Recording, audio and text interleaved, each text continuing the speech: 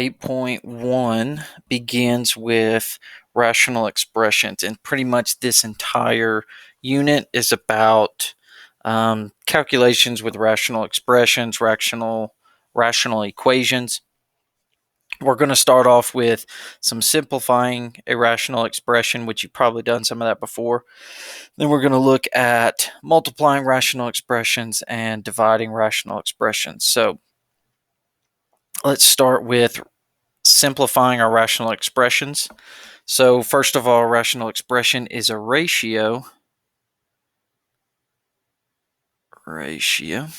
of two polynomial expressions. So we're going to simplify these by first factoring everything that can be factored. So that could be the product sum rule, could just be factoring out a GCF, could be difference of squares. Whatever it is, we're going to factor it first. Then we're going to simplify the monomials and use our rules for exponents, which that shouldn't be too hard. And then the last thing we'll do is eliminate common binomial factors. So let's look at this. So if we look at number 1, we've got 20x to the 6th over 14x squared. So this one's pretty straightforward. We don't have to factor anything because we only have one term on each. There's nothing to factor here. We can just divide this and use our rules of exponents. So 20 divided by 14 will reduce to 10 over 7. And then when we take x to the 6th divided by x squared to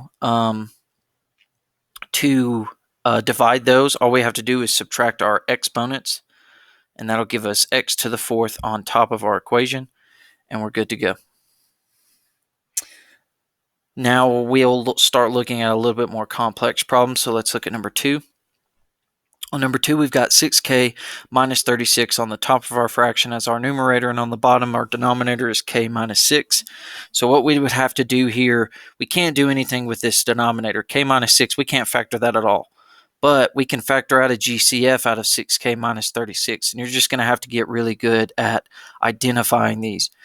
So if we were to factor anything out of this 6k minus 36, we can factor out a 6 out of each of those terms, which will give us, essentially, we're dividing 6 by 6k and dividing 6 by 36.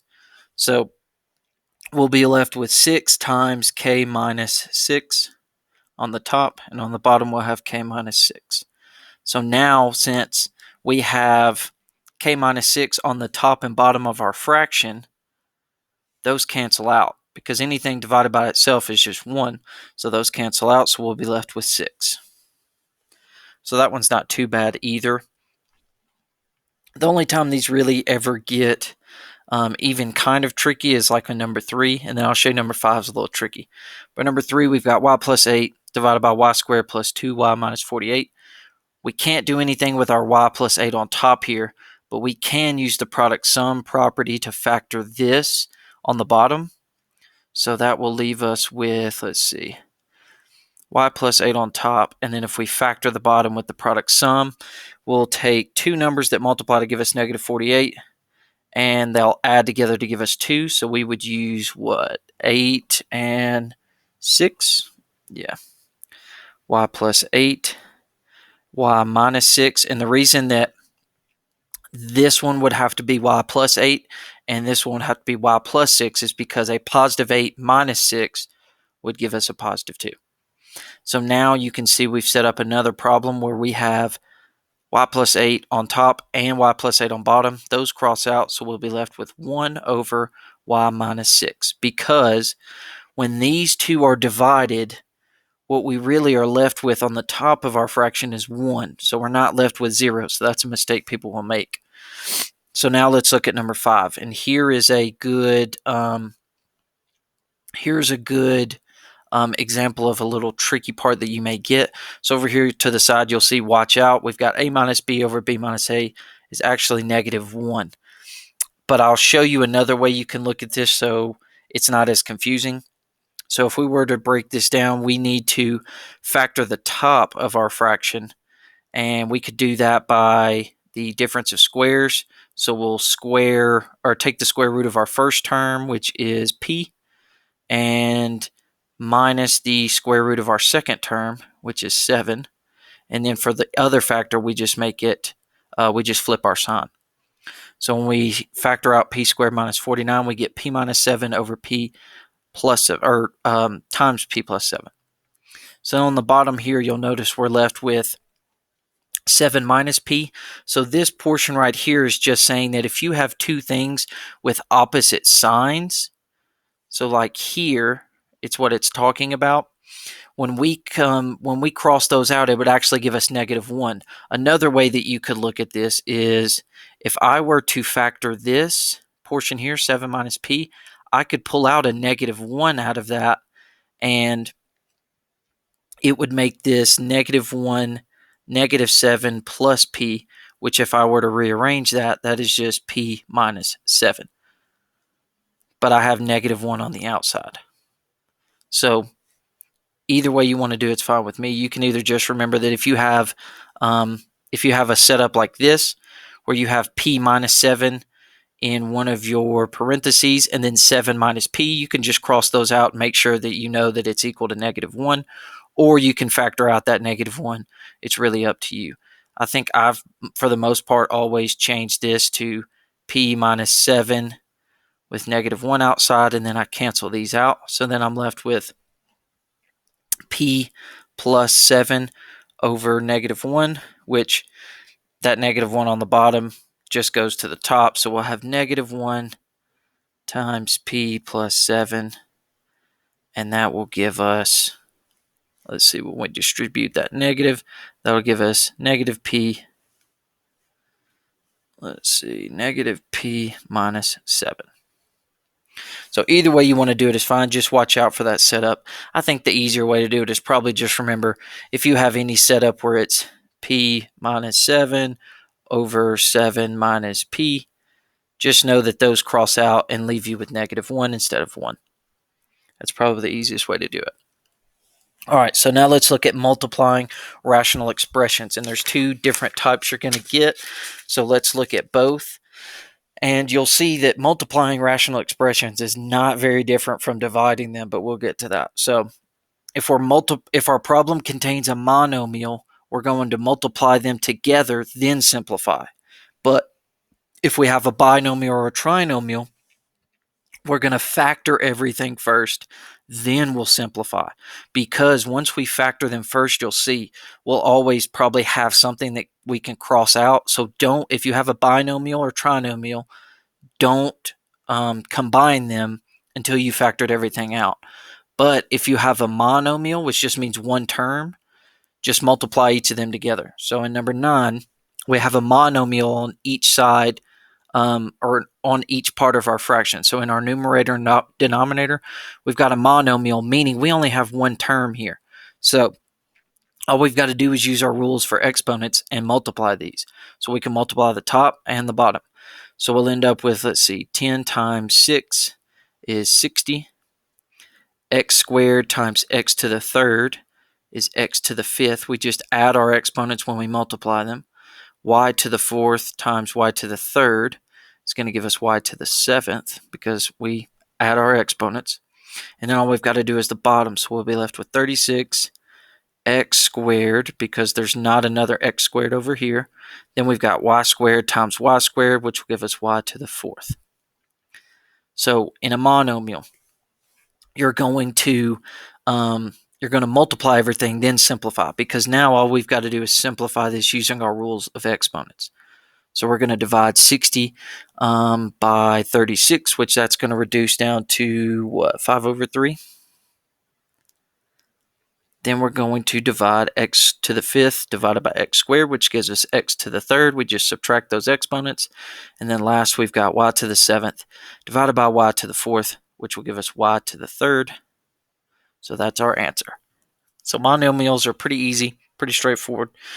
Just multiply them, then simplify using your rules of exponents, or you may just have to simplify by dividing. Now, when we have a binomial or a trinomial, it works a little bit differently, but I'll show you that these are actually not too bad. They're just a lot of information, but they're not too bad because we're going to factor them first, then we'll be able to cross some stuff out and simplify. So let's go to number 11. So what we need to do here is take each portion. So we need to take 4x squared minus 4x, x squared plus x minus 6, 4x squared plus 8x, and then this bottom part, 2x squared plus 4x minus 6. We need to factor all of those out, and then we'll cross out anything we need to cross out. So for this portion here, I'm going to factor that first. We can factor that by taking out 4x, because that's my greatest common factor, and I'll be left with x minus 4. All right, and then, actually, no, I won't. I'll be left with x minus 1. Yeah, you've got to watch yourself when you do these, because sometimes you can leave stuff out. But all we've got to do there is factor out our GCF, which is 4x. Then we can factor out this bottom part, which if we want to factor this, the first thing we need to do is factor out a 2, and then that will leave us with, let's see, I'll do it to the side. So if you factor out a 2 first, we'll be left with x squared. Let's see, x squared plus 2x minus 3. Then we can use the product sum to factor what's in parentheses. So we'll be left with 2, let's see, x minus 3, no, x plus 3, and x minus 1. Yeah. So that's what we get when we factor that. Now let's factor out this top row here, and we'll do that by using the product sum rule. So we'll have two numbers that give us -6, then add together to give us +1. That'd be x plus 3, x minus 2.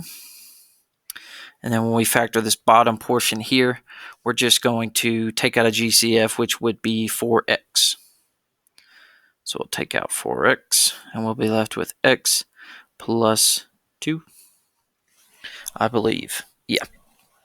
All right, so now the really cool thing about these is that if you notice, whenever you have anything on the top and bottom of each of these fractions, we can cross them out. So if we just start with this portion here and look at this portion, we got an x minus 1 on the top of our fraction and the x minus 1 on the bottom of our fraction.